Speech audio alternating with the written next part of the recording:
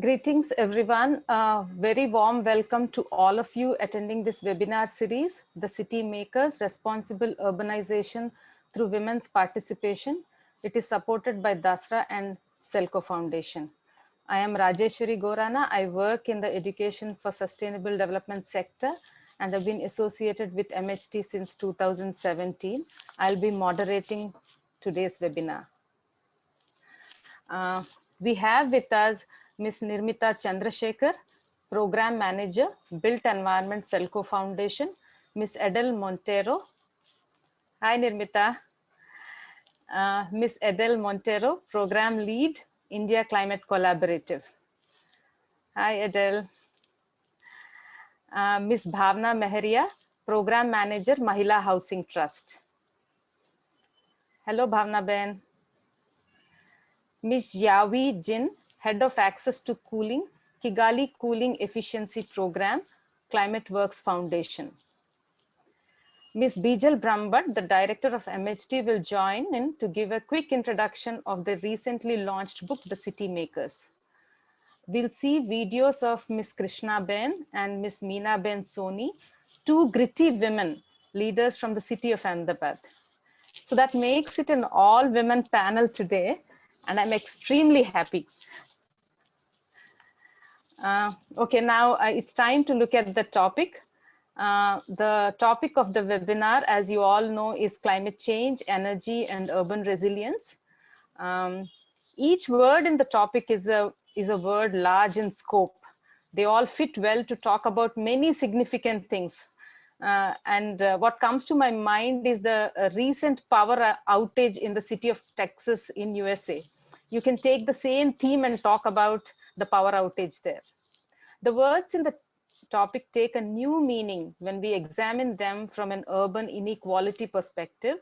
We need energy solutions that not only address development deficits, but also foster climate resilience in the same go. When it comes to the poor, even though it seems counterintuitive to climate mitigation, there's a great need to improve energy access, which implies more demand for energy. But herein lies the opportunity, I think, to usher in a pro-poor and sustainable solutions.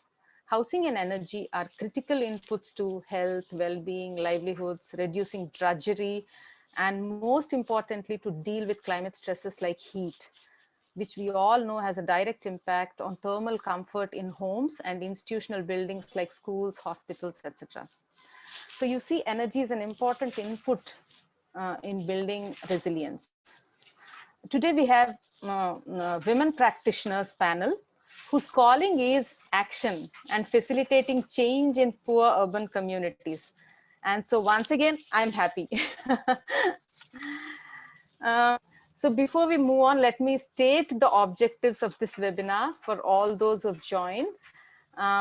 It is to learn about risks and vulnerabilities of urban poor, particularly those emanating from inadequate housing, climate impacts like heat stress, and lack of sustainable energy solutions.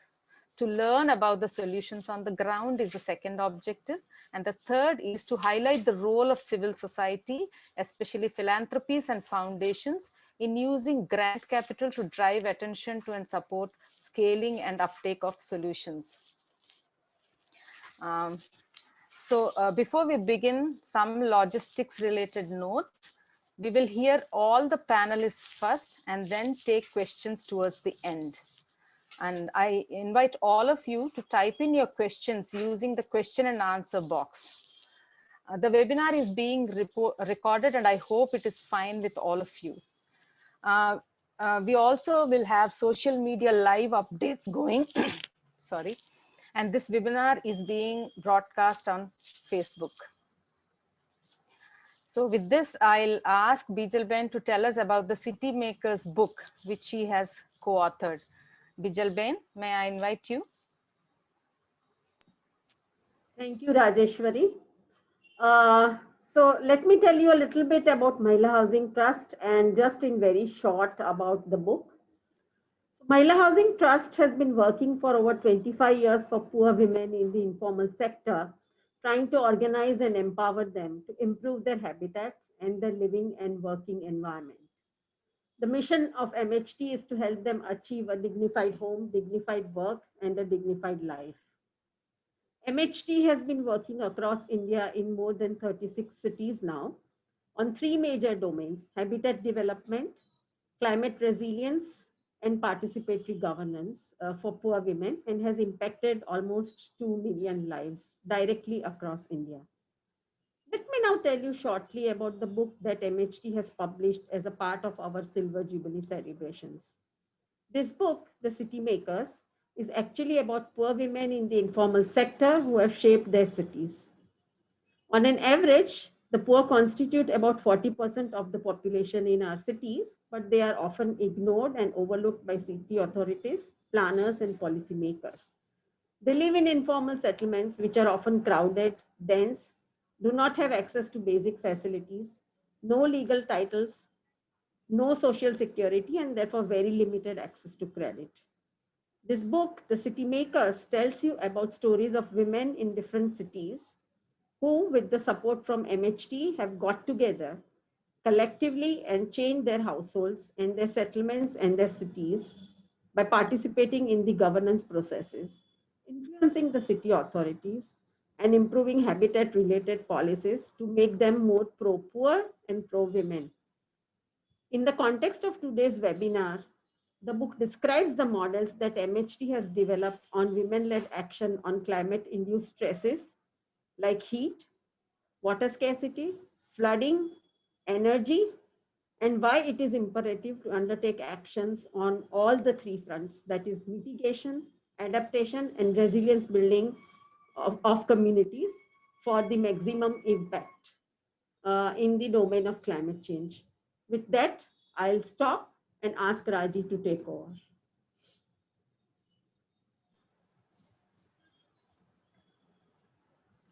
Thank you, Bijal Ben. Wishing you and your team more success and power. Thanks, Rajeshwari. Before Nirmita makes a presentation, let us now watch a short video on Krishna Ben, a Vikasini board member. Vikasinis are women leaders from slums who work at the household, community, and city level on housing and habitat, energy, and climate resilience issues. Krishna Ben shares how she has been emboldened by MHT and is now a microenergy auditor. May I ask Konika to play the video?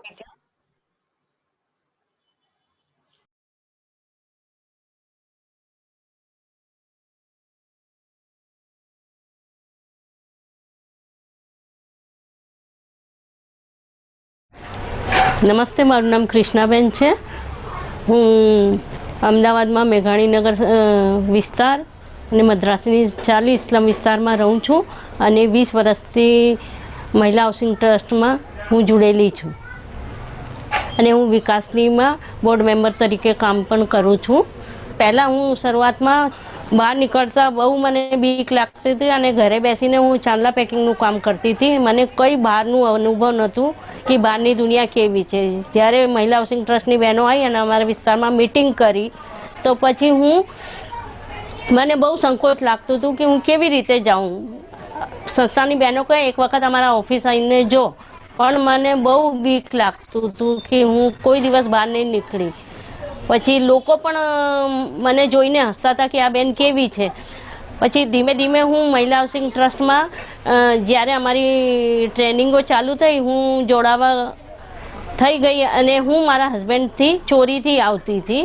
હું કોઈ દિવસ એમને કહીને નથી આવતી અને છોકરાઓને school મોકલી દેતી અને હું ચોરીથી MHTમાં ટ્રેનિંગ લેવા આવતી હતી. એના પછી મને કીધું કે ભાઈ તમે અમારે ત્યાં બહુ લાઇટ બિલ આવતું હતું. પહેલાં અમારે મીટર નહોતું અને અમે લોકો ભાડાના લાઇટો વાપરતા હતા. એમાં અમારું બહુ પૈસા જતા હતા. જ્યારે કે એક ગોળા વાપરીએ અને એનું અમારે 100 રૂપિયા આપવું પડતું હતું. એવું કરીને અમે એને લગભગ અમે 4 એક રૂમ હતું મારું, એક 12x15નું રૂમ હતું, એમાં હું 100 વોટના 2-3 ગોળા, ટોયલેટ બાથરૂમમાં 2-3 ગોળા વાપરતી હતી, દરેકમાં જુદા જુદા 100 વોટનું, કેમ કે આ 10 રૂપિયાનું આવતું હતું, કેમ કે લાઇટ બિલ બહુ આવતું હતું એટલે મારી પાસે એટલું પૈસા નહોતા, કેમ કે હું ચાંદલા પેકિંગનું કરતી, એમાંથી વધારેમાં વધારે 300 રૂપિયા કમાવતી હતી મહિનાનું, અને 500 લાઇટ બિલ આવે તો હું કેવી રીતે ભરું.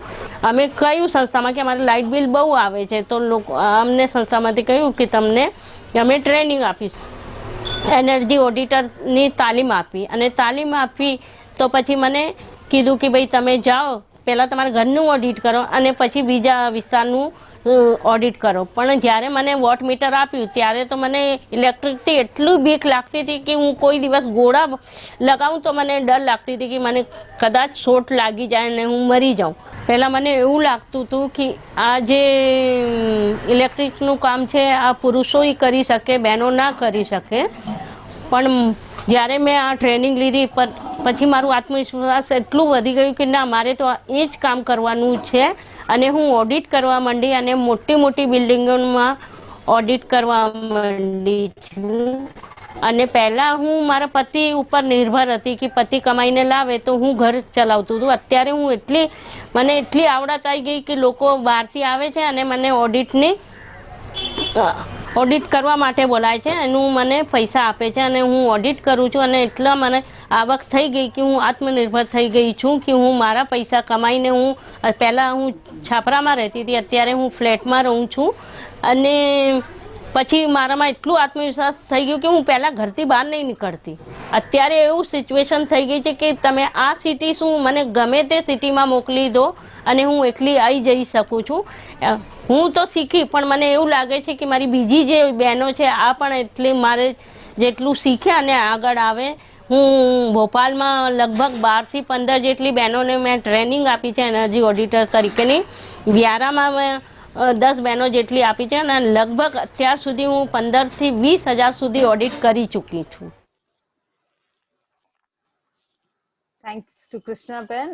I think she's a leading example of a city maker that Bijal Ben just now talked about. I now invite the first speaker, Ms. Nirmita Chandrasekhar, Program Manager at Selco Foundation. Nirmita leads the Built Environment Program, which focuses on poverty alleviation through asset creation. It involves infrastructure solutions for the poor, which are climate resilient and energy efficient. In addition, she anchors the space cooling portfolio with a focus on integration of passive and active designs and technologies across housing, livelihoods, health, and education sectors. Nirmita is an architect and has about 8 years of experience in the construction, energy, and development sector. Over to you, Nirmita. Thank you, Rajiv, thank you so much. I think I'm really honored to be part of this webinar, especially understanding the 25 years that you're celebrating of MHDs and the release of this book. To get started, I would maybe like to set some context to our work in urban vulnerabilities, and maybe to understand a little bit about the kind of communities that sort of live in urban settlements and what kind of challenges they would sort of face being within those spaces itself from a climate change and an energy perspective. To get started, to get started, I would want to maybe begin with the most vulnerable type of communities that we work with, and by which I mean communities that are migrant in nature and that live and work in spaces that are informal. One of the cases that we sort of integrated was in a Tier 2 city of Belgaum in Karnataka itself, where the communities were basically daily wage workers, the women engaged in domestic help or broom making in a very basic livelihood. From that perspective, the informality also meant that tenureship from a land perspective was obviously not present, because of which the way they lived, the way they built homes weren't necessarily in the most resilient or durable manner. If you can see from this image itself, communities were building homes out of tarpaulin and old sarees and different flex banners and things like that. And there are a lot of things that get exacerbated because of the mechanism in which they build their homes itself, by which I mean most of the homes are in areas that are low-lying, that are completely exposed to elements. Extreme heat, low-lying areas also means flooding. And there were a lot of health concerns from that perspective within the communities itself. The other kind of profile that we also notice over here in unnotified slums are also the fact that they have no access to any services, by which I mean there is no electricity, no water supply, and rarely any time access to toilets or any kind of sanitation services. So when we started working in a community like this, the first point of understanding what kind of solutions the community itself required was to understand this kind of informality in the governance, in the access to sort of different kinds of services. And the solution hence had to become something that was that looked at all of these factors from that perspective. We did start off by introducing the community to energy that was again portable, because again, we were looking at informality from that perspective, where the governance itself were not necessarily supportive in this region. And the first point of introduction was Energy Center, which was powered by solar. The second point of our interaction with the community was to look at what kind of housing demonstrations could we possibly provide, because housing in more often than not is a lived experience. You need to, aspirational aspects to it is one thing, but also how livable a space is also becomes a part of maybe the uptake of a solution like that itself. So we first built an Anganwadi in the center of the settlement and looked at what kind of integration or other building designs would sort of be suitable for the homes. From that perspective, the houses were built in a manner that was portable. So we were looking at structures like these that were completely modular, completely transportable, something that the ULBs that we were working with would also support. And again, looking at the different vulnerabilities we're talking about from this perspective of flooding and heat, we had to look at what kind of materials would again suit those kinds of solutions and make it durable and resilient for at least a period of 15 odd years that the community would say aside over here. Because of which the designs that we were incorporating into the space of the building itself were done in a manner that was modular, really large overhangs to shade the buildings itself, a lot of windows and other kinds of integration of energy, lighting, daylighting within the spaces, ventilation in the spaces, to make sure that the communities are not exposed to a lot of say if there was cooking within the homes itself, how do you make that again much more ventilated? So in a settlement like this, these kinds of solutions, what we saw were really things that were impacting positively to the communities. There were better health impacts because of such interventions. People were able to also, I think because of the aspirational nature of a unit like this, able to expand onto their homes, add another bedroom, add another kitchen, etc. And these were some items that we really worked with the community on understanding and developing further. The other approach, I mean, like just to maybe summarize a little bit before we go into the other types of typologies of communities itself, was understanding how we approached the problem statement itself. For us, space design from a housing perspective especially had to look at integrating sustainability, not just from a long-term perspective, but also from what goes into building those units itself of housing or workspaces. And also the duration of it meant that there was an operational cost that went into, like Krishna Ben was mentioning, energy consumption itself within the homes itself, because of which passive designs of building homes became very important, and sort of offsetting those energy needs that the homes require to say run any kind of facility, whether it was basic daylighting within the homes or whether it was any kind of livelihood that they were conducting within their homes itself. And of course, a sustainable energy integration was also something that is very important. So for us, impact again meant not just health and well-being improving in the homes itself of the families, of the women that were working through these spaces, but also that we were looking at productivity improving because you were not necessarily as exhausted in the afternoon times, or even increasing your savings by not necessarily spending too much on electricity bills and other kinds of services. The other case that I wanted to sort of also outline was climate change vulnerability that was much more maybe evident from a disaster perspective, by which I mean the work that we did in Puri, for example. Over here, the communities were extremely vulnerable, obviously from a climate change or a cyclone perspective, where we were working with two types of communities, one of them being a fishing community that was very much at the forefront of any kind of disaster that would strike the community itself. And the second being a pottery community that was very linked to the temple city culture that was in the region. And both of these communities, their livelihoods were very much tied to where they were living. And any kind of resettlement or suggestions that were coming up from the government would not necessarily work for them from a resilience perspective or a continuation of the livelihood perspective itself.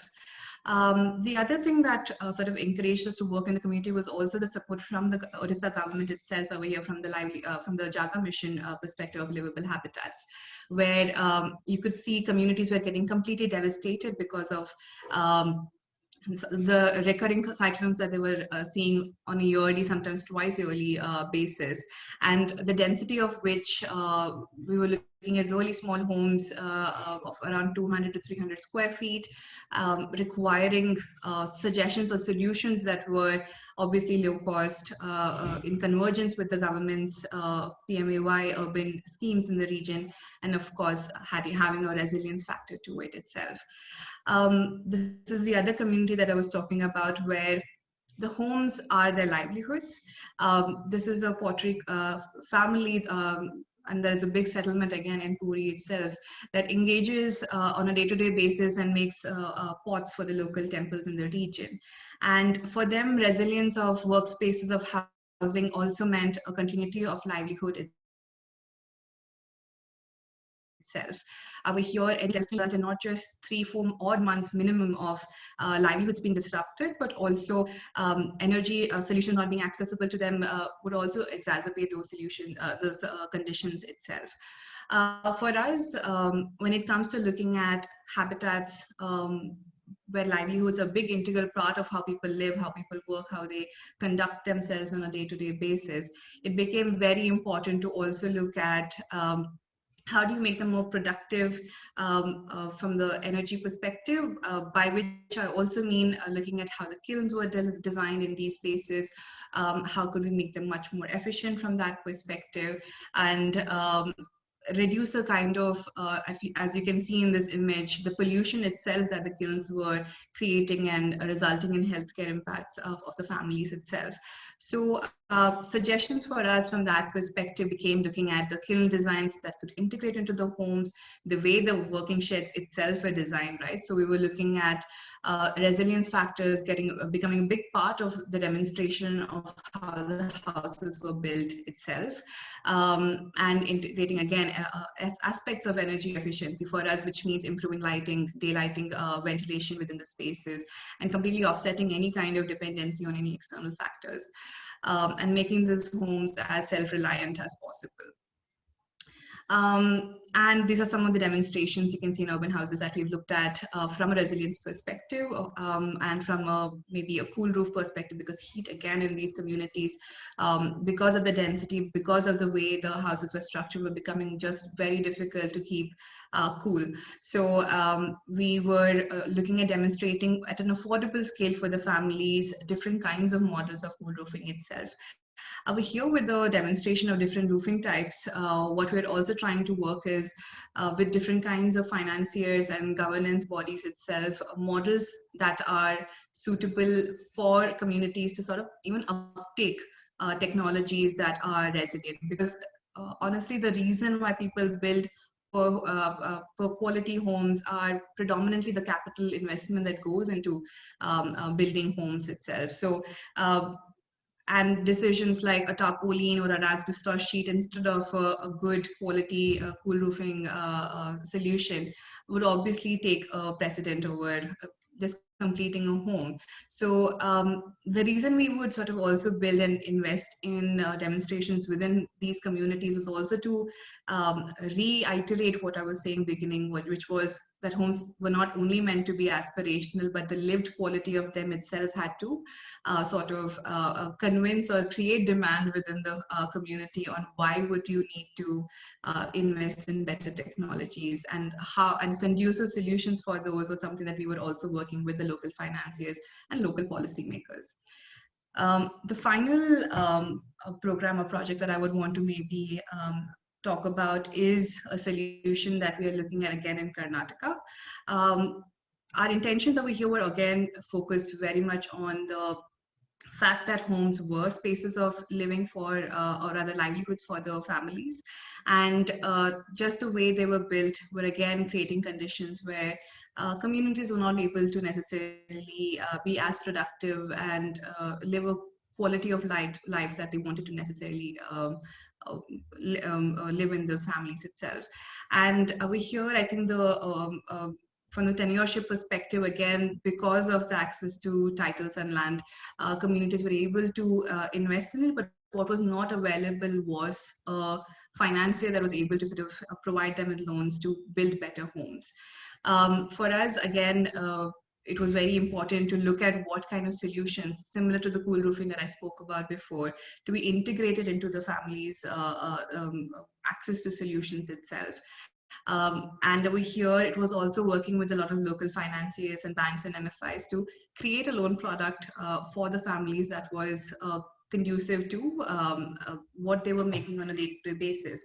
So over here, the families that we were looking at were mostly running roti making shops or running eateries out of their homes itself, and where you have women, multiple women working together and living in conditions that were not necessarily the most conducive for their health.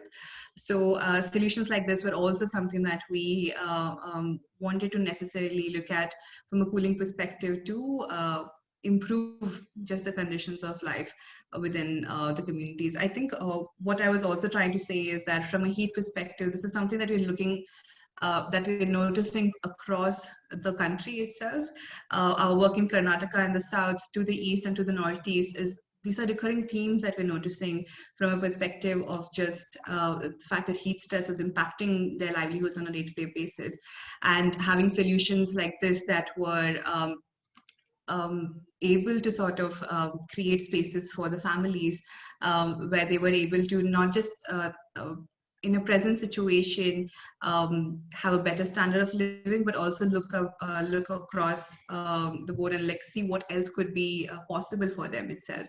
And over here, with our intervention and looking at just how aspirational a roof or a cool roof solution itself could be for the families, they were able to then reinvest into their homes, into their workspaces, and also create an eatery as an adjoinement to the sort of roti making business that they were having over here.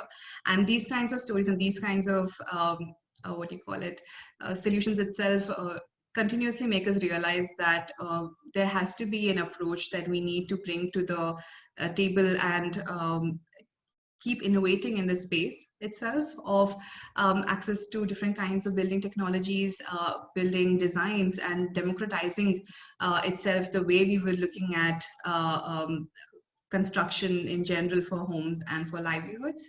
And a big part of that was looking at how we could capacitate local contractors, local masons, local tradespeople in the sector itself, along with the families, to be able to not just build, but also propagate these technologies organically within communities itself.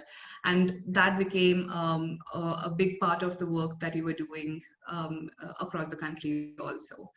I think that is my last slide. These are just a few more images of the different workspaces that we were working with the family itself. Yeah, thank you. Thank you, Nirmita. Thanks for underlining that informality is a reality. And I think locating development and climate challenges in informality is going to be so essential for creating solutions. I now invite Ms. Adele Montero, sorry, Program Lead, India Climate Collaborative. With an MSc in Environment and Sustainable Development at University College London, Adele has over a decade of experience in sustainability and climate action in both consultancy and the non-profit sector. Among other programs, Adil is driving work at the ICC on land use with a focus on natural farming as a nature-based solution to climate change. Adil has previously worked on climate advocacy and knowledge building with the Center for Environmental Research and Education, and on market-linked climate smart agriculture and landscape management with IDH, the Sustainable Trade Initiative. She has also worked with companies in various industrial sectors on climate and sustainability strategies and community engagement. Over to you, Adil. Thanks, Raji, and thank you to the co-organizers for putting together such an important discussion, and for, of course, inviting the ICC to share our insights. So for those of you who are not so familiar with the India Climate Collaborative, I'll tell you very little bit about us. The ICC, as we like to call ourselves, is the first ever collective initiative by Indian philanthropies, some corporates, think tanks, and CSOs to invest in climate action for the country. We aim to increase philanthropic spending on climate solutions and to amplify the climate ecosystem by building capacities of solution providers. Now, we work across all the climate sectors that you can imagine, but one piece of work that is relevant to this conversation right now is the Climate Risk Atlas for India that we are building in coordination with the MOEFCC. And our preliminary work is already indicating what we are all hearing and seeing around us, that climate impacts are very much here and now and no longer just the concern of future generations. Our partner, CEW, engaged in a mapping of climate hotspots and found that 75% of the country's over 700 districts, I think this is home to more than 600 million people, are already very vulnerable to climate-related extreme events, including extreme rainfall, storms, floods, and droughts. And the frequency of these disaster and associated events has risen about 20 times over the last 5 decades. Now, while these larger disasters get covered in the public domain, the lesser discussed climate issues like heat stress are already wreaking havoc. Since 2004, India has witnessed 11 of its 15 warmest recorded years, while just in 2019, I think we experienced over 70 spells of heat waves. Specifically with extreme hot days, we are expected to witness 3 times the current number in 2050 and 8 times by the end of the century. But even today, lower income communities are already suffering the adverse impacts of extreme heat days. While the urban poor, compared to say our rural poor, have some access to electricity, unstable connections threatens food spoilage and the ability to run a fan during periods of extreme heat. And poor quality housing, a relative lack of shading and vegetation contribute very significantly, of course. And while the urban poor lack access to financing tools to buy energy efficient appliances, like Nirmita highlighted earlier, there is also a vicious cycle where the poor light, ventilations, and materials increase the need and reliance on electricity for more lighting and cooling, raising costs for these communities. Lastly, we also know that extreme heats cause air quality to worsen and in general increase hospital admissions and mortality rates, and these specifically tend to surge when temperatures rise over 35 degrees. So without question, you would say that the conversation around energy and housing for low-income urban populations should be a priority for the climate sector. But I will also have to admit that there are blind spots in the climate discourse. So work on clean energy in India currently definitely leans towards mitigation of emissions from the big power sector. And I wouldn't say that there is sufficient attention to how access to clean and efficient energy builds community resilience through comfort and productive uses. Also, the narrative on climate impacts in India have a strong rural focus. I think there's a lot of attention on impacts on agriculture, while those on the urban poor are not always well highlighted, both in general media, but also in political discourse, in policy making, funding agendas, etc. Also very common is the discussion on the linkages of gender and climate. The ICC is currently is currently working on a study to that. But these tend to reflect profile women rather as the recipients or the victims of climate impacts. And there's very limited focus on their role as change agents, which is why I think the discussion we're having today is very relevant, because these blind spots are in the climate and development sector exist and are perpetuated because so much of our work is done in silos, when in fact the problems that we address are cross-sector and the stakeholders are multi-stakeholder in nature. And it's discussions like these that bring to light these intersectional insights.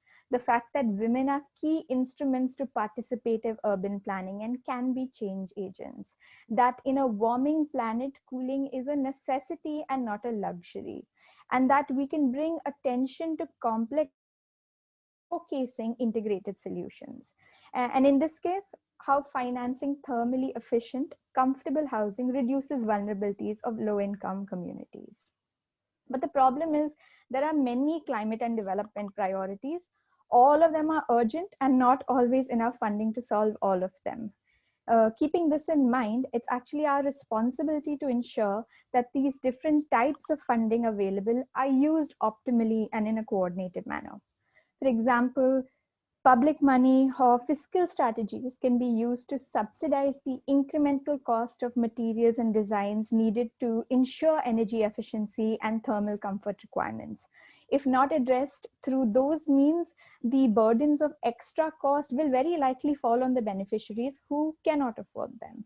Then maybe designated climate finance and clean tech funds may be best suited to test and pilot these new materials, new designs and technologies, lowering the risks during pilot phases. We also have concessional or low interest finance from multilateral agencies. These can be used maybe in blended modes to de-risk and attract finance from the private and commercial sector, because ultimately we will need to unlock larger pools of money to solve the problem at scale. And lastly, there is, of course, grant money from foundations and philanthropies, which is the most flexible, but also the most limited in volume. So this needs to be strategically deployed to build local capacities, to fund critical data and knowledge, and to inform policies.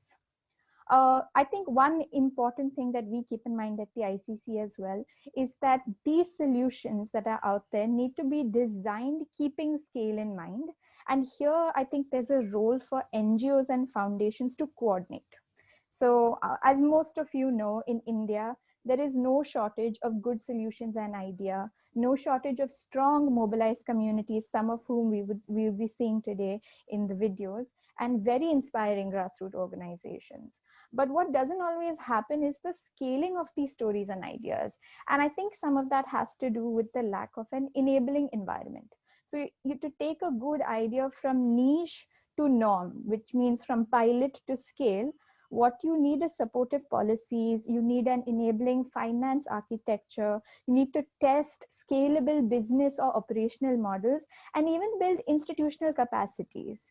And this could be the role of foundations and NGOs to work together on these conditions for a favorable environment, in addition to working on project mode. But at the ICC, we know that this is a challenge, and we know why. Different funders and CSOs have varied agendas. They have different KPIs and metrics that they measure, and different strengths that they have. So ensuring to communicate the core benefits of what we call these integrated programs, I think is key to aligning multiple agendas.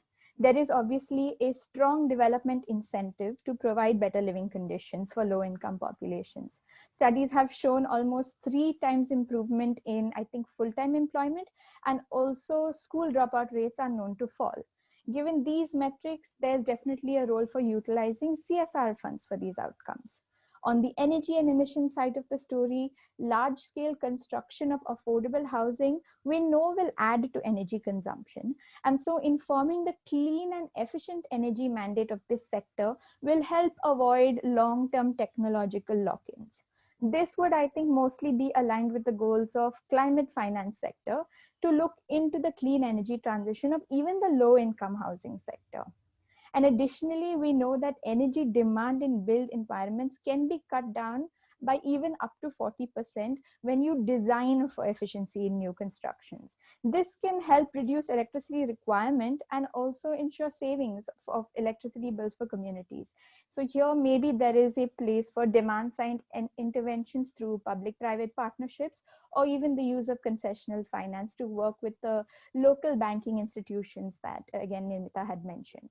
I think the point here is that it is somewhat established that access to affordable and efficient electricity is key to socioeconomic development for urban poor. But what are the feasible solutions? What are the tested technologies? And who are the thought leaders?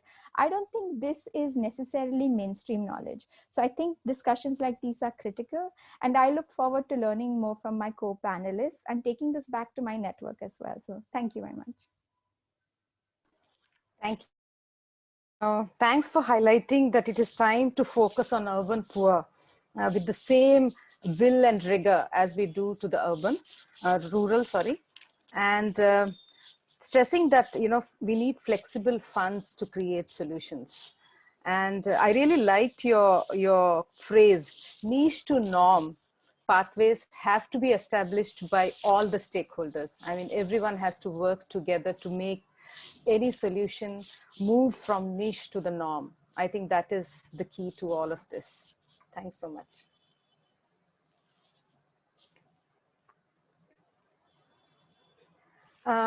Let's now watch Meenaben Soni talking about the benefits of a cool-proof solution and how this housing solution met her needs and aspirations.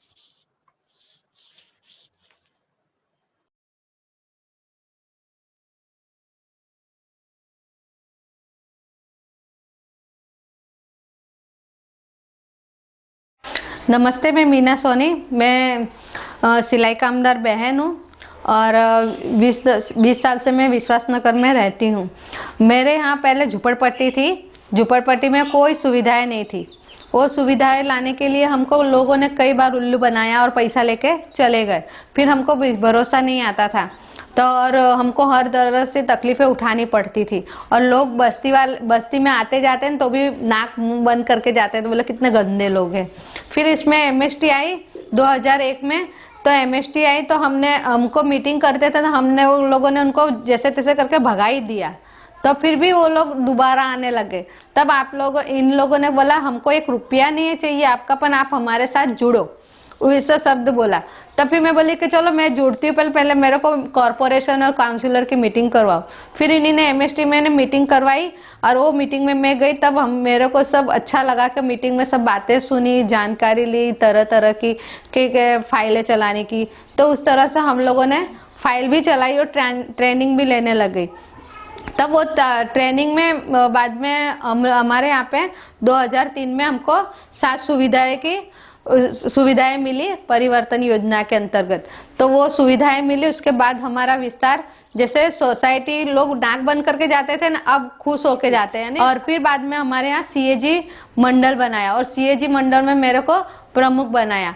और फिर मेरे पास समस्याएं आवे, मैं MST के पास जाती, उन लोग मेरे को सलाह देते, उस तरह से मैं काम करती। किया महामंडल में विकासनी ग्रुप तैयार किया। उस विकासनी ग्रुप में हमको बजट की, आरोग्य की, हेल्थ की सारी तालीमें देते थे। एक दिन मॉड ग्रुप की भी ट्रेनिंग करी।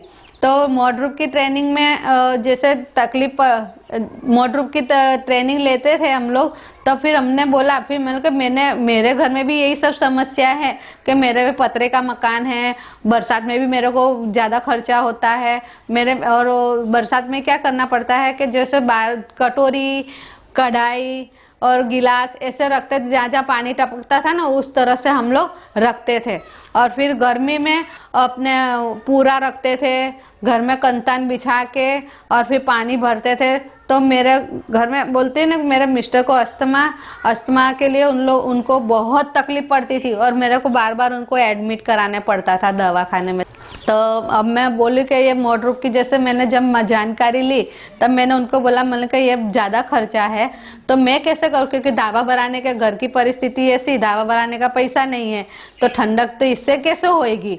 तो उन्हीं ने बोले कि ये इसका स्लैब ऐसा है कि इस पर बंदर भी कूदे, टंकी भी रखे तो भी हो सकता है। फिर भी मैं बोली कि ये तो बहुत महंगा होगा। तब वो बाद में इन्होंने ये बोले कि ये हफ्ते से हो सकता है। तब मैंने मेरा घर हफ्ते से करवाया। तो करवाने के बाद फिर मैंने देखा ना कि मेरे मन में एक सपना देखती थी कि अब सोचती भी थी, मैंने कहा कैसे अपने घर मेरा होगा, कब मेरे पास पैसा आएगा, कब मैं ढाबा भरूंगी। फिर जब वॉर्डरोब भर करवाया ना, तब वो मेरा थोड़ा थोड़ा विश्वास हो गया, मेरा सपना थोड़ा सच लगने लगा। तो धीरे धीरे धीरे जैसे देखते गए ना, तो मेरा घर का नक्शा ही पूरा बदल गया। तो फिर ये वॉर्डरोब लगने के बाद है ना, ठंडक भी अच्छी होती है, 4 से 5 डिग्री का फर्क पड़ता है गर्मी में।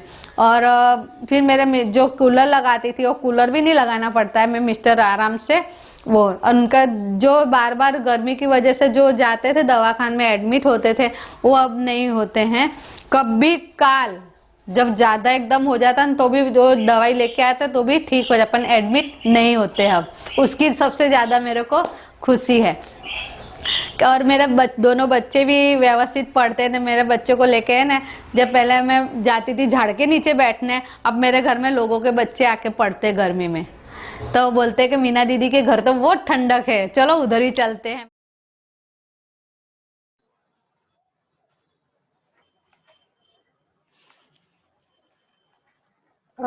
Meena Ben's story demonstrates the nexus nature of challenges. She mentioned heat, health, and drudgery. I think any solution has to take the nexus approach into consideration. Now I invite Ms. Bhavna Meharia, Program Manager at Mahila Housing Trust. She's an electrical engineer by training. She has over 11 years of energy and community development experience. She has designed, managed, and evaluated renewable efficient energy programs.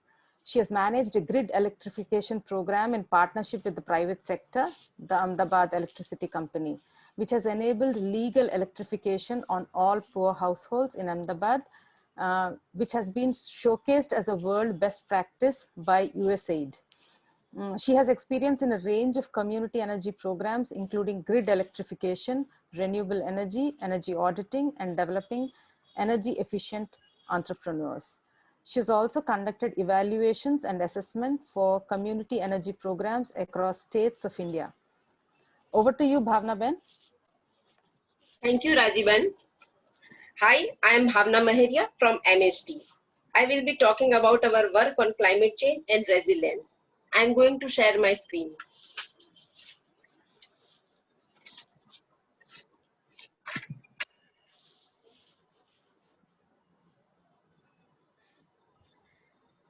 I will talk on devising local coping mechanisms and adaptation technologies to build climate resilience capacities of urban poor in South Asia.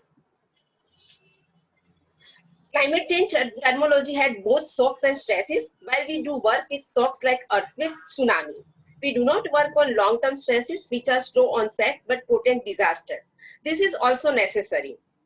We focused on 4 stresses: heat stress, water scarcity, water inundation, and water and vector-borne disease. These are ample initiatives for rural poor, but urban poor still facing challenges. We chose 100 slums from across 7 South Asian cities from 3 countries, India, Bangladesh, and Nepal. Our key objective of the program was target training women. Second key objective was piloting and validation of technical solutions. Third objective was designing products to support them to buy the technologies. And fourth objective was policy influence through partnership with multi-stakeholders. Slums are topographically located in most vulnerable low-lying areas, get flooded easily. Living in settlements that typically lack drainage, water supply, sewerage, low quality of housing, limited ventilation make them vulnerable to heat stress. There are information barriers, institutional barriers, technology barriers, and financial barriers to community adaptation of residence strategies.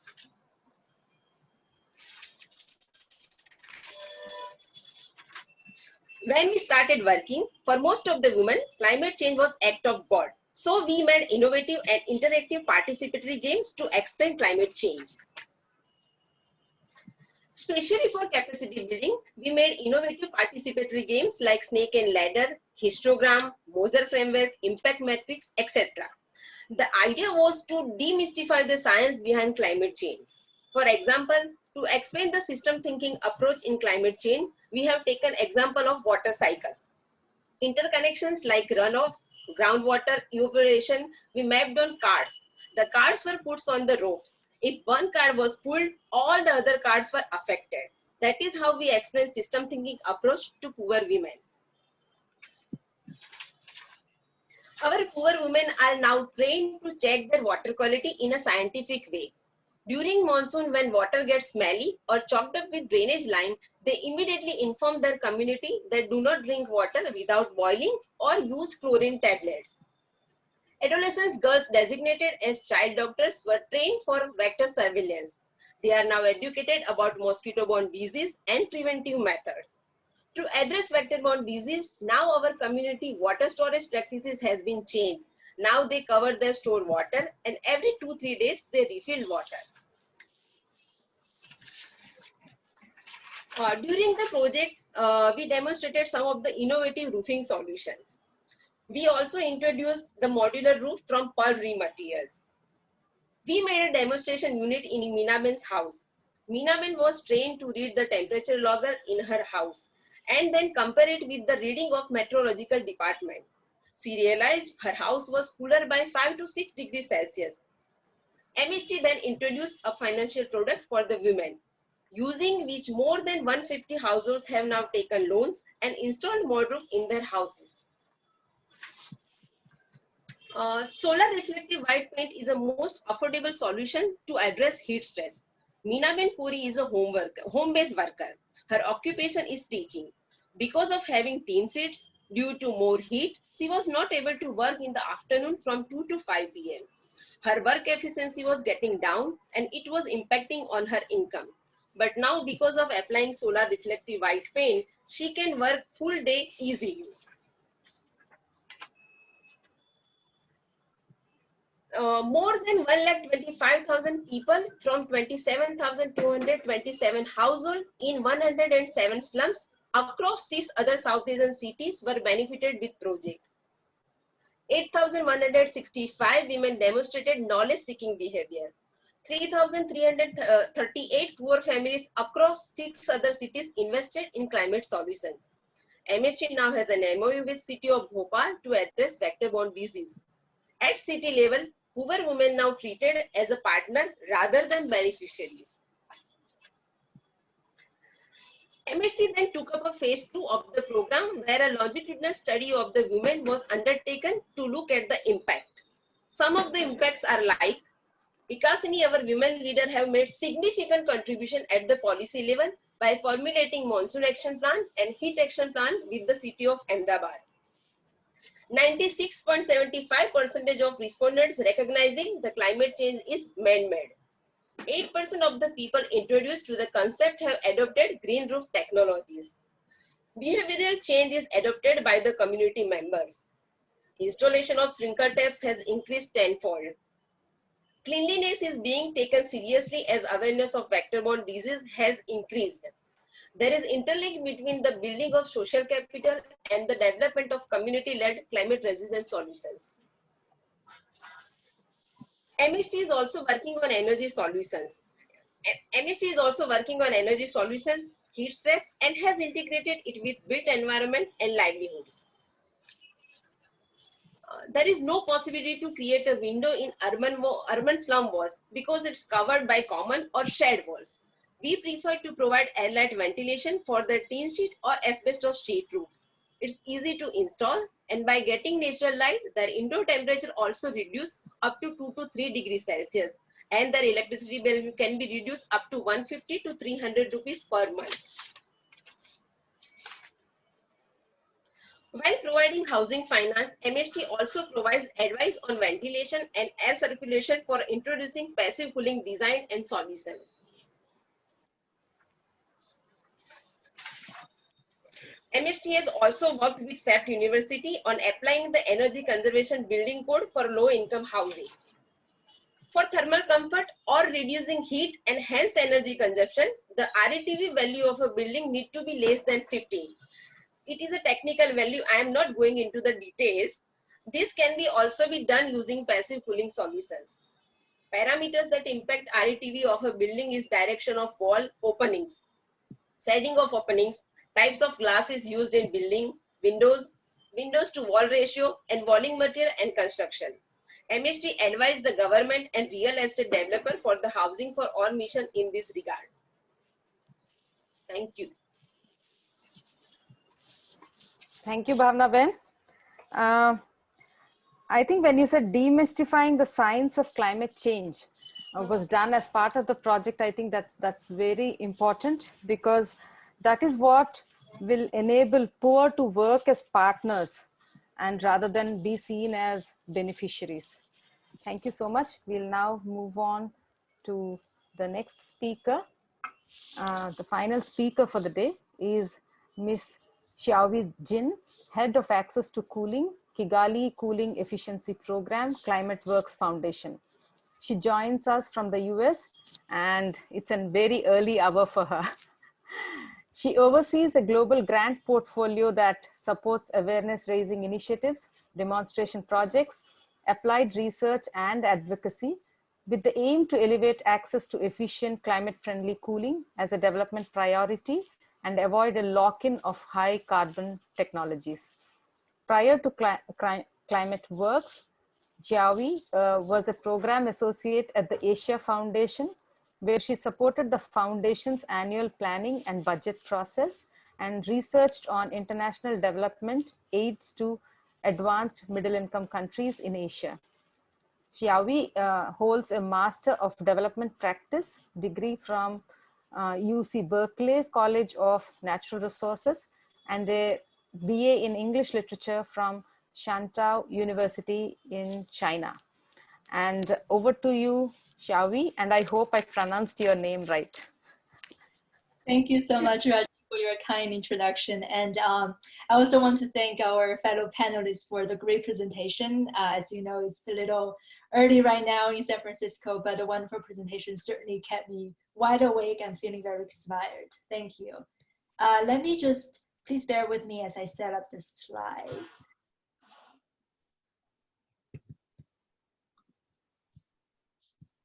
Oops. So it's taking a little longer than I expected. All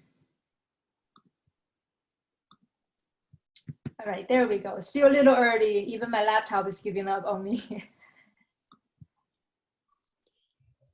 All right. Echoing what other panelists have shared, in my presentation, I will spotlight the perspective of cooling in a warming world, taking a global view of the issue.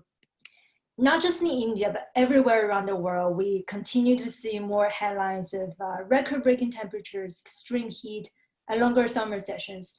We need cooling solutions more than ever. And when we talk about cooling, it's not just a matter of thermal comfort. It's also about keeping food fresh, keeping vaccine refrigerated, which is very important right now. In other words, cooling is essential to human health and prosperity. However, there is a conundrum. The current cooling technologies and practices are also a substantial and growing contributor to climate change. More specifically, air conditioning uses a lot of energy. And one reason why these cooling appliances are sucking up so much energy is that they're inefficient. This graph shows us that the average efficiency of AC is less than half what is available on shelf and only 1/3 that of best available technologies. People are just not buying efficient appliances. And hydrofluorocarbon refrigerants, also known as F-gases, using these cooling devices are 1,000 to 3,000 times more potent than CO2 in causing global warming. And what's more, to make matter even more complex, on the one hand, the demand for cooling will grow dramatically as more and more people are now able to afford their first cooling appliances.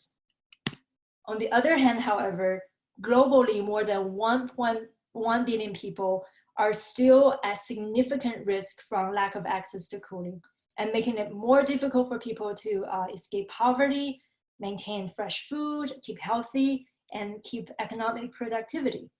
And it's only going to get worse as the climate warms. So the cooling challenge is really daunting, but the good news is that the opportunity is also very clear. Providing efficient climate-friendly cooling for all will lead to improved equity and development outcomes while reducing GHG emissions. And now partners across sectors are working together as never before. And the Kigali Cooling Efficiency Program, which is the program that I work for, is a major effort that helped galvanize this movement. The program was launched in 2017 as a collaboration of 17 different foundations. And KSAB is the world's largest philanthropic initiative working to create efficient climate-friendly cooling solutions for all. Our grantees and partners work in over 50 countries, and we utilize 4 main levers of change for our work: policy, finance, access to cooling, and industry engagement. So the past 4 years, what we call KSAB Phase 1, the program has put cooling on the map as the climate and development priorities, and really created an ecosystem of partners all across sectors to work together for the cooling solution. Today, I want to just share a few examples of our work under the Access to Cooling work stream, specifically around building global awareness and advocacy. So when KSAB was first launched in 2017, one of the challenges was that cooling really is not a hot topic. Only 0.2% of OECD funding was for cooling related projects. So to elevate the profile of cooling, KSAB has been supporting the Cooling for All initiative led by Sustainable Energy for All. And a major component of this initiative is the publication of Chilling Prospect Reports. This is a groundbreaking report series that for the first time defines and quantifies the global cooling challenge. As you can see here, the first report was launched at the UN Political Forum with billboards at Times Square and really captured the attention of a global audience. Now, 4 years later, with collective efforts from multiple partners, we have seen a lot more political leaderships in increasing access to cooling. The next example here is relating to the awareness around cool roofs. Even though there's proven potential, as we've seen in other presentations, cool roofs are still under-recognized and under-financed globally. In this context, KSAB and partners launched the Million Cool Roof Challenge. This is a $2 million global challenge aiming to accelerate deployment of cool roof in developing countries around the world. Now we have 10 teams working in 10 countries, testing out a variety of approaches from purely commercial ventures to municipal policy change. The challenge actually will conclude this November, and we will announce the final winner and share the results and learning. I'm personally very excited to see what this cohort will share with us and the momentum that inspired. And the next example is about the Kigali Cooling Efficiency Program trying to answer this question. Who are the cooling trailblazers out there? We don't know what we don't know. So with that question in mind, we partnered with Ashton and launched 3 cooling awards. The first year award focused on natural-based cooling solutions. The second year award searched the globe to uncover holistic urban cooling solutions. And I'm sure the group here is already very familiar with the winning project. This year awards is still calling for entry, and I would like to give it a shout out here and encourage partners to apply. Now, the final example that I will share here is about leveraging opportunities for policy level efforts, specifically around COP26. So every 5 years, countries are required to update their emission reduction commitments, known as the Nationally Determined Contribution, NDCs. So this really provides a twice in a decade opportunity to secure policy wins for cooling. That's why last year, KSAB launched the NDC Support Facility. This is an initiative to provide fundings to organizations to support governments that want to integrate efficient climate cooling solutions into their enhanced NDCs. And now 10 countries will be receiving support in the format of technical assistance. And the work will cover multiple aspects of the cooling sectors, including cold chain, passive cooling solutions, urban cooling solutions, etc. So now this will be my final slides. I hope that these examples that I share here today can showcase that we need solutions all across the spectrum, from on the ground implementation to global awareness raising and policy work. And with that, I return the mic to Rajiv. Thank you, Xiaoyi. I think your presentation, cooling in a warming world, is the message. And cooling is not a hot topic, you say, and I think it's our duty to elevate the cause of cooling from wherever we are as change makers. Thank you so much. Now the floor is open for questions.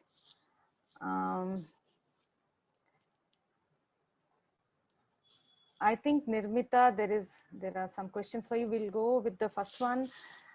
It says, it's quite cheering to see some real solutions on the ground. What goes unnoticed, among other things, is the financial solutions that communities need to invest in resilience building. So what did you do on that front? I think the Vibhuti wants to know. Nirmita?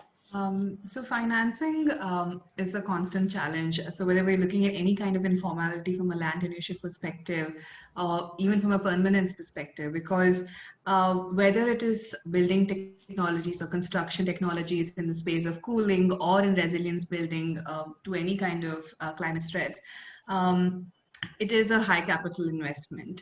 And what we've seen even in communities like in Puri, where people have the tenureship and are able to invest or want to invest in better technologies, it is this recurring stress itself that it doesn't necessarily allow communities to take a stance or even look at a better quality housing or workspaces. Something that was also highlighted in the video that Nenaben was in was the fact that there has to be a financier in place who's able to understand the kind of complexities that we are looking at when you're working with communities. What we've done in the past are similar models where with a financier in, for example, in Dharwad with SKDRDP, we're able to look at communities with different kinds of land tenureship and create models that works for them, whether it's a weekly or a daily, collection cycle, long-term loans that itself is required for these kinds of technologies for repayments. The other thing is demonstrations itself to financiers, which becomes important. So we've worked in the past, and this is an ongoing process, where we look at creating pools of funds at a very community or SHG or a group level that is then able to revolve within the community and showcase credit worthiness of, say, the families itself, which is then able to then translate to a more formal process of banking or financing itself, which is what is a sort of demonstration process that we also go through when it comes to finance or access to financing for communities. I hope there'll be more solutions available for the poor. There's a general question from Karthik Alai. How do practitioners manage the development work in areas which are occupied by the beneficiaries without any authorization or illegally? Or maybe it means legality. Who would like to take this? Rajeshwari, this is Yes. Bijalben. Please go ahead. If I Bijalben. can take up the answer. Yes, please. So what we need to really work with the communities is not their illegality or unauthorization, that if I may say so. It is trying to build their trust and also, trying to address their problems. Also, when actors like us are working in the field of housing, we automatically work very closely with governments and governance to understand that even though communities are, in a sense, living on slums which have informal tenure, they are not likely to be evicted. And so we understand that by ongoing dialogues with the governance. A lot of these slums also are made on private lands. And in case they are made on private lands and not reserved for any public purpose, they are most unlikely to get evicted, at least by the government. We also, through dialogues with the government, understand whether the land is reserved for any public purpose or not. And in case it is not reserved, the likelihood of getting evicted is very, very low. And then, investments, the community becomes friendly in case you address their needs and you are able to voice their concerns. They become ready to invest and improve their living conditions. Thank you, Bijalben. There's a related question to Nirmita ji. Did you work closely with the city governments in the case examples that you presented? And can you tell us how initiatives like yours fit the local development priorities and other initiatives they take up? This is from an anonymous attendee. So there are two methods with which we sort of integrate or work with communities, because we come from more of an R&D space in technology development and process development, and most of the trust building or networking that happens on the ground are through grassroots organizations. So even our interface, say, with the governance body is sort of brought in through these sort of local NGOs that work at the community level, any kind of capacity building or any kind of networking on other sort of programs. Depending on which phase we are in, if we are looking at piloting and demonstrating, a lot of the insights that come to us are from the families, are from the community and the grassroots organization that we're working with, to create a model that is sort of valid for the families that we're working with. And post which is when our interface with the government sort of becomes stronger, where we're able to then talk about proven solutions, right? Because that is something that is that becomes very important when you're demonstrating with the government on solutions that work on the ground and that are suited for the families that you're working with. More and more, I think that we've been working in the built environment program for close to 4 years now. So there is a lot more confidence that we have when we're able to sort of approach governments directly and look at alignments of schemes and other kinds of missions. So there is a integration, for example, in multiple, so we look at rural communities also, but that was outside of this context of the conversation. But it's much more easier in rural communities to align with the government models. In urban, it becomes that much more challenging to sort of find the right fit and align with a lot of what is happening at a city or a governance level in the city itself.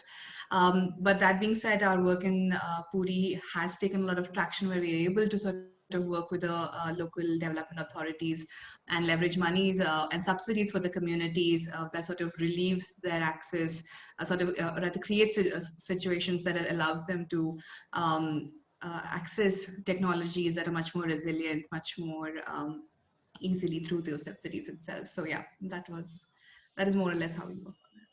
Yeah, so there's a lot of homework to be done, and there's a lot of follow-up that needs to be done to actually establish, strong partnerships across the board. Thanks.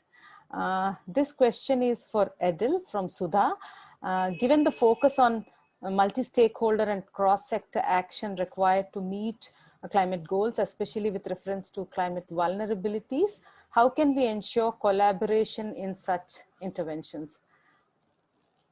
Yeah, sure. So at the ICC, I think we are very aware that the climate crisis is too big and it's too urgent to rely on isolated actions of individual organizations or even the finite resources of public institutions. So we definitely think that India needs collective action to drive these systemic changes, and it's why the ICC was created. I can say with some confidence that in the Indian climate and development sector, we have slowly been moving from the old definition of collaboration, which was like meetings and knowledge sharing only, to the more effective way of coordinated funding and integrated implementation. A good global example of this, of course, is KSEP that's presenting here today as well. And for us, we think that the most effective way to do so is collaboration by design rather than default. But I very well recognize this is easier said than done.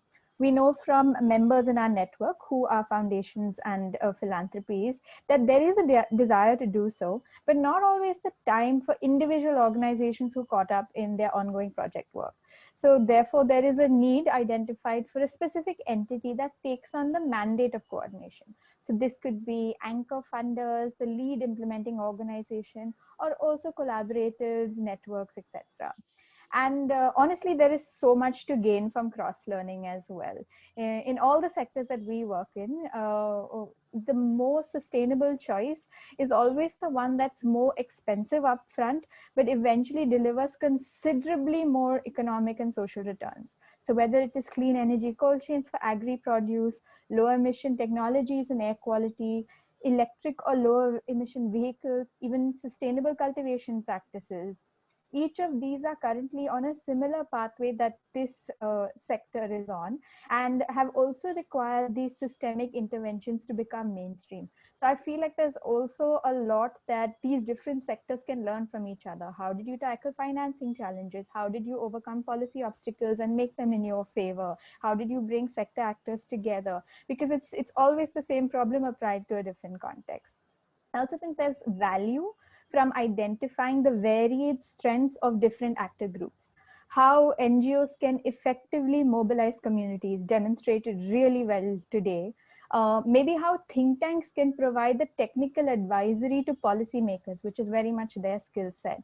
How can academic and research institutions look into the primary expensive R&D, but then social entrepreneurs can pilot these technologies and business models for scale. And it is networks like ours, for example, that can then drive donor attention towards these new but critical solutions and to efficient implementing organizations. Obviously, all of this requires active coordinations with these different groups so that they speak similar languages and don't necessarily send mixed messages. Easier said than done, but we hope the same in the climate community.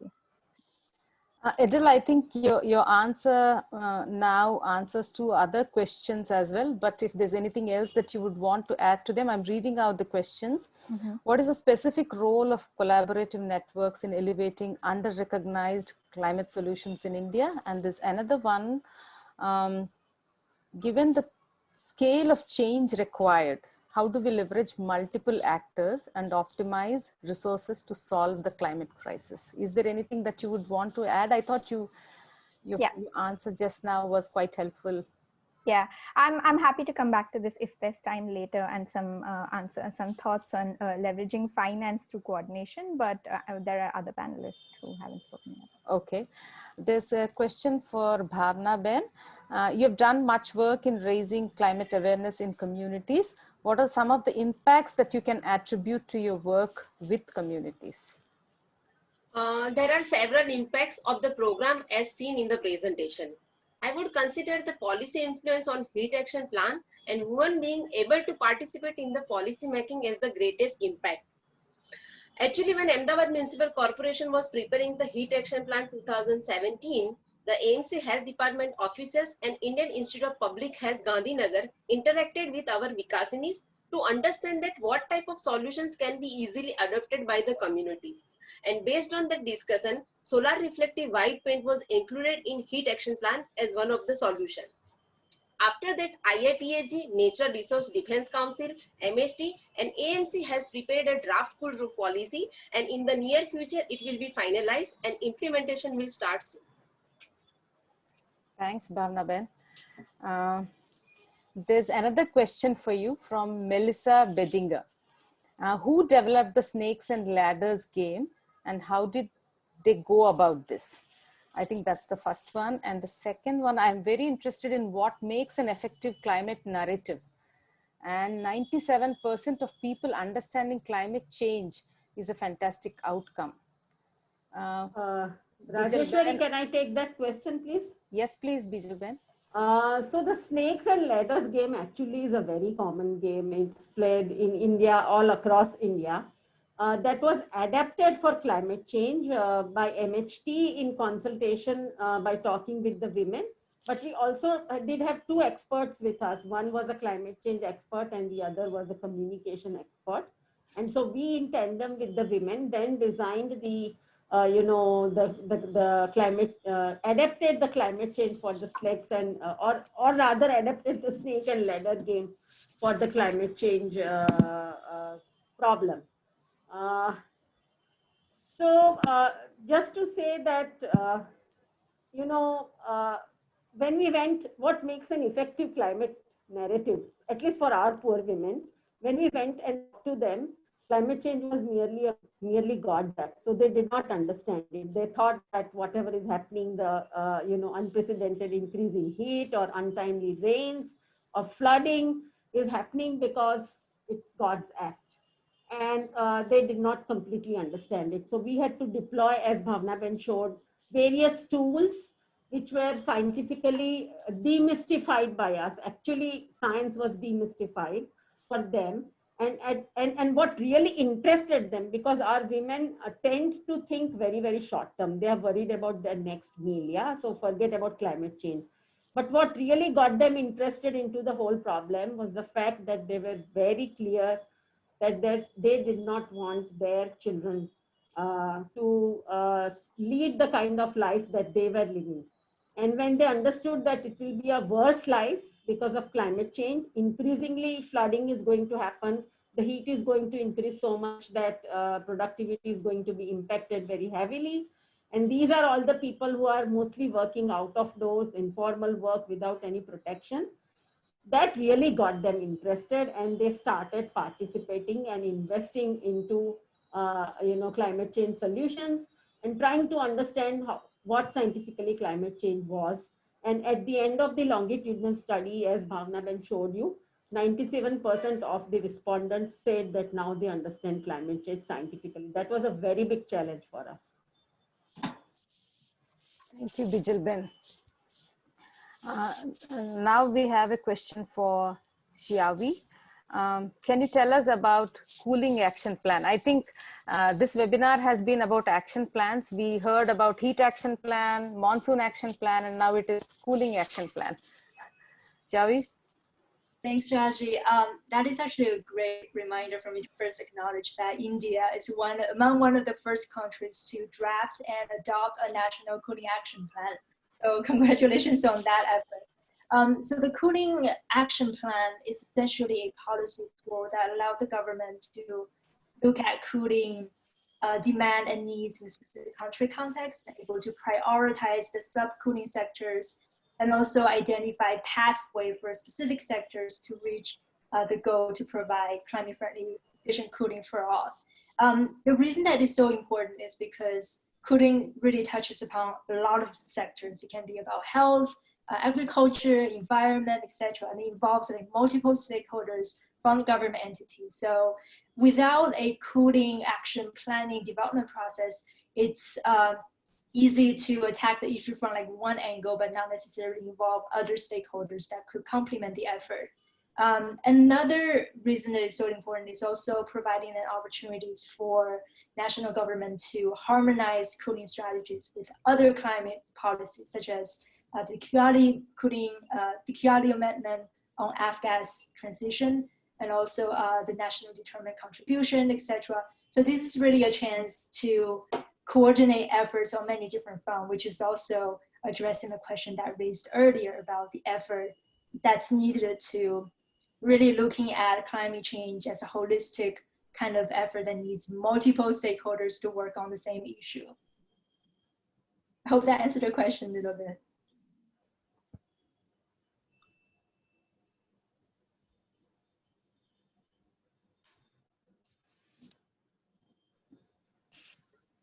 Raji, you're on mute.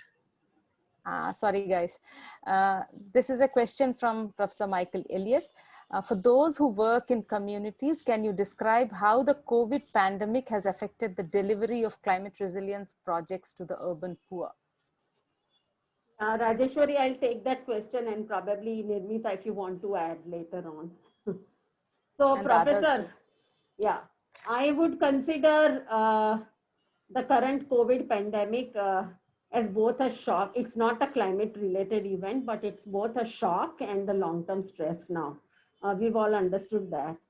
And, those climate change projects which were concentrating on social capital building or the capital building at the community level, like our project, it built the capacities of the women to contribute to climate resilience, have actually managed to do well, because in our experience, MHT as an organization had to take a backseat because we couldn't go out, but we linked our women capital that we had built as a part of the climate resilience project to the donors and to the private sector who were reaching, the relief in the communities.